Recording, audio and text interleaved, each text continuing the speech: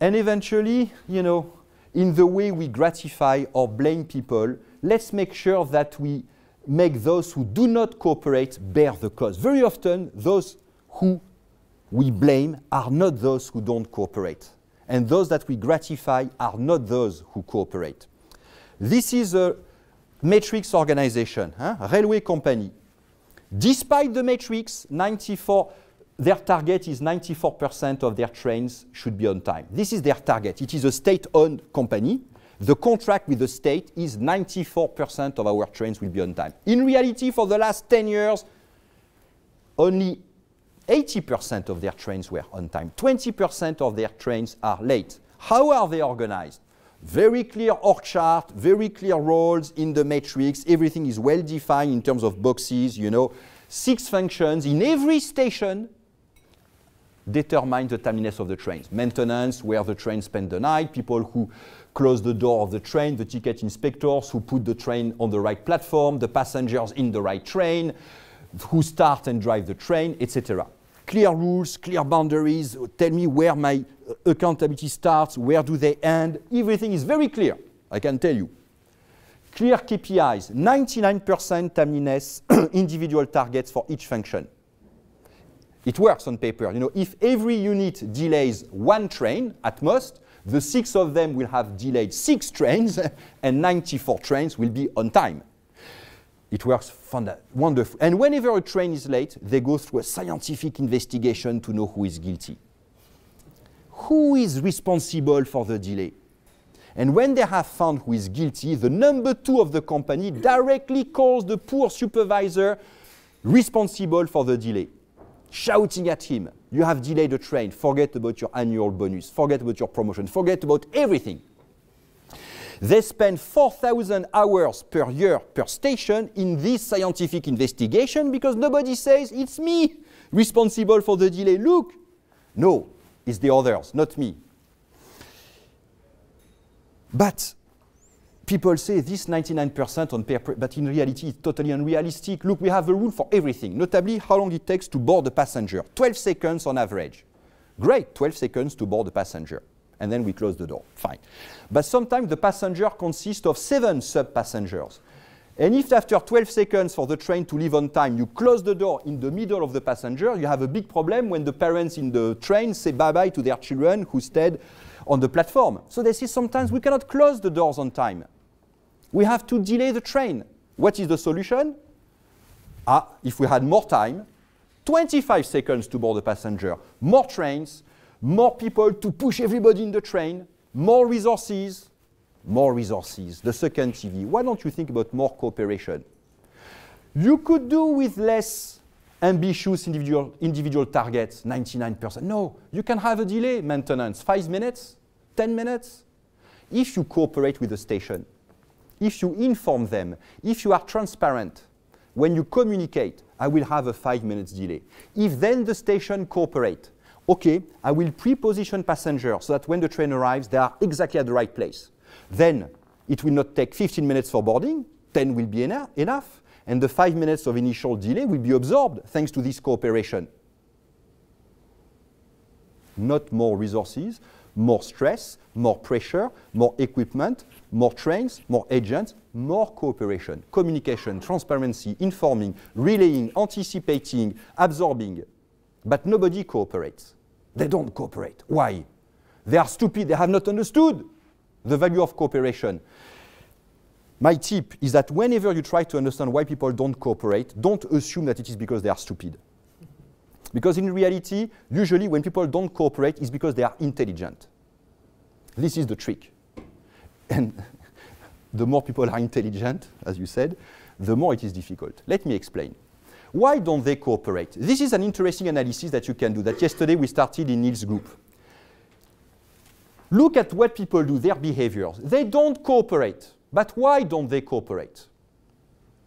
You know, it has been discovered that what people do is always a solution to their problem. If people do what they do, it is because it is the best solution they find to deal with their real problems. This was worth a Nobel Prize in 1978, by the way. What people do is always a solution to their problems. Otherwise, they would do something else.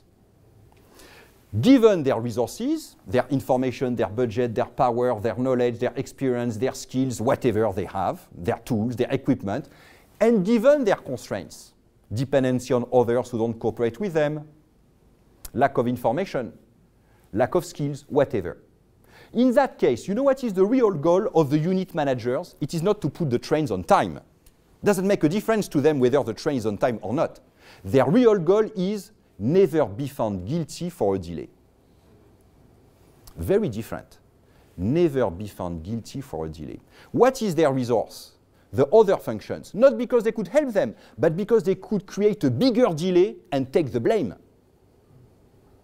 My problem is not to put the train on time, is to never be found guilty for a delay. What is my constraint? This scientific investigation who will at some point find me. So what is the resulting behavior? No cooperation. You know, if maintenance takes the phone and calls the station, we have a 5 minutes delay. Then you don't need a scientific investigation to know who is guilty. It's you, maintenance, you said it. So they're not stupid, maintenance. They don't say anything. They will accelerate as fast as possible, put all their blood in their legs.